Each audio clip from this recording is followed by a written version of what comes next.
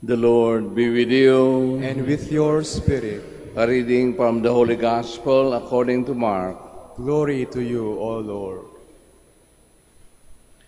Jesus went up the mountain and summoned those whom he wanted, and they came to him.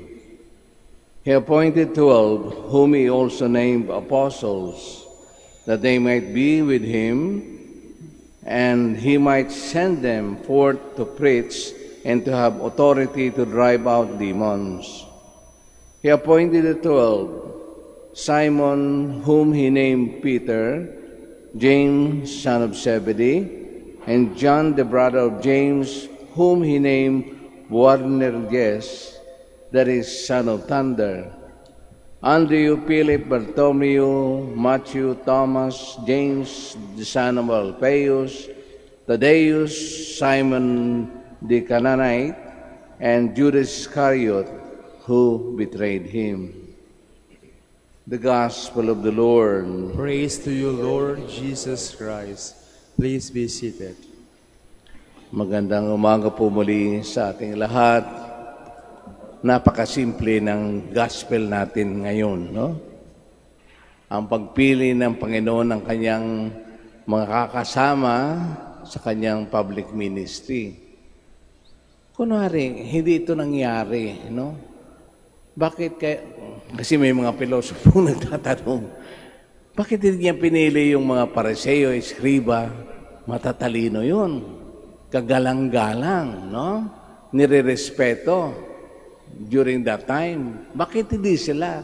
At bakit itong mga mangmang, mga mangingisda, tax collector, makasalanan, at meron pang ang traidor ang pinili ng Panginoon?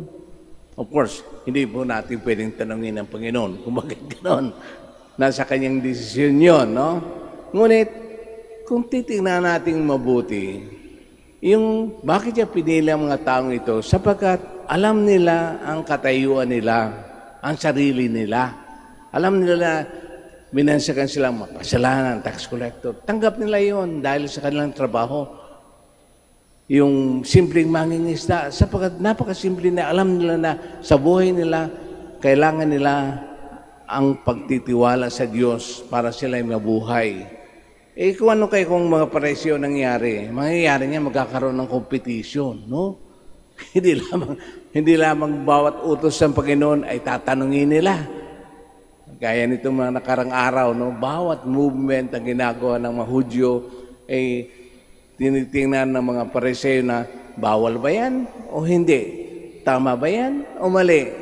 Kasi mangyayari, walang mangyayari talagang sasamahan kung ganun lagi na puro debate, puro awayan, puro bangayan, no? Kaya sinimple niya yung mga taong simple na talagang naniniwala na ang kakayahan nila ay nakasalalay sa tulong ng Diyos. At ganun din po tayo. Lahat po tayo may misyon. Hindi lamang po yung pagpapari ang tinawag na gawin itong mga bagay tungkol sa makadiyos. Siyempre, bawat isa atin, kaya tayo binigyan ng pangalan, binigyan tayo para sabihin sa atin na mula ngayon, ilagay mo sa iyong buhay kung paano mamuhay na gusto ng Diyos. Sapagkat kung magyayabang tayo, wala pong mangyayari. Walang hindi. Kahit naman in a normal situation nga, di ba ayaw natin sumama sa taong mayabang, taong mapakunwari, hindi very plastic. May detect nyo naman pala talaga yung kung plastic yung tao. Maganda makisama kung kaharap ka. Ngunit pagtalikod mo, alam nyo na kung ano, mamarites ka nila, no? So yun ang mabagay na dapat nating isipin. Kahit anong kakayahan natin dito sa lupa, anumang misyon o ang katayuan natin sa buhay, anumang estado ng buhay natin, always remember na lahat ito ay nagkakaroon ng katuparan o magiging magaan kung tayo lagi nakasalig sa Diyos. Even sa Biblia, yung mga taong gustong maging Diyos, anong nangyari? Wala. Tepok sila, no? So, ganun din tayo. Ano yung pagyayabang natin sa Diyos? Ang ipapagyayabang lang natin ay yung sunurin nga kanyang kalooban. Kung tinawag ang tatay, magpakatatay ka. Kung tinawag ang mananay, magkakananay. Kung tinawag ang pare, ipakita mo na yung gawain ng isang pare na naaangkop sa yung katayuan sa buhay. Hindi yung opposite ang gagawin natin. Ay, mali yun. Tayo ang mali doon. hindi tayo mismo ang sumusuway nung kagustuhan ng Diyos na dapat natin gawin. Kaya nga lagi sa ating pinapalalam, huwag nating laging kalilimutan, lahat ng bagay sa mundo ay biyaya na galing sa Diyos. Kahit nanggaling yan sa ating pagod, paghihirap, kakayahan, yet sa Diyos pa rin yan, pasalamat tayo, no?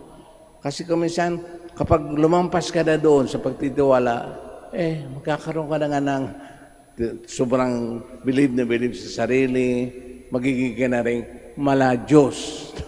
Naging mala-Diyos. Hindi na, mapapalayo ka sa tunay na Diyos, no? Kaya yun ang lagi nating alalahanin. Anumang katanyagan natin, anumang success na naabot natin sa buhay, always remember na kailangan yung pagpapakumbaba pa rin natin sa Diyos. At napapakita natin yun sa mga bagay-bagay, lalo-lalo na sa ating pakikisama sa ating kapwa, sa ating mga trabaho, sa habang dumaraan yung mga buhay, kaya tayo sa Diyos kahit hindi natin siya nakikita, ngunit alam natin na magiging siyang Masiya. How much more kung makita natin paminsan-minsan na tayo pala ay naging channel ng kabutihan ng Diyos, no? Kapag nakita sa atin na, yung tao pala yung gano'n, no? Kahit ang mga impression, yet, sabi nga, pang sarili natin, dapat magi tayong mapakumbaba, laging matuwid sa ating pamumuhay, at sa higit sa lahat, lagi natin iisipin na hindi natin pasaway sa mata ng Diyos at lalo na sa ating mga kapwa.